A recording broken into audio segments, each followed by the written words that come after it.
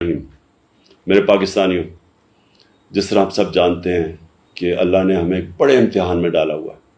2010 से भी बड़ा सैलाब आज पाकिस्तान में आया हुआ है और आपने देखा होगा कि बहुत ज़्यादा हमारे मुल्क के लोग इसमें मुतासर हैं। पीर की शाम को 9:30 बजे मैं एक टेलीथॉन कर रहा हूँ, पैसे इकट्ठे कर रहा हूँ, जो पाकिस्तानी हमारे मुल्क में और जो कि बैरून मुल्क पाकिस्तानी।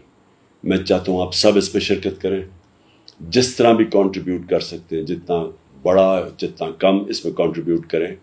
जो फंड्स मैनेज करेंगी सानिया निश्तर, उनके नीचे कमेटी होगी जिसमें रिप्रेजेंटेटिव सारे सूबों के होंगे और ये सारे पाकिस्तान के लिए फंड हम इकट्ठा कर रहे हैं और इंशाल्लाह जिस तरह पैसा आएगा हम ये डिस्ट्रीब्यूट करेंगे। तो मैं आप सबको सबकी इंतज़ार कर रहा हूँ पीर को 9:30 बजे टेलीथॉन के लिए। शुक्रिया। मैं हूँ जैस्मीन मंजूर और आप मुझे देखेंगे सिर्फ बोल पर।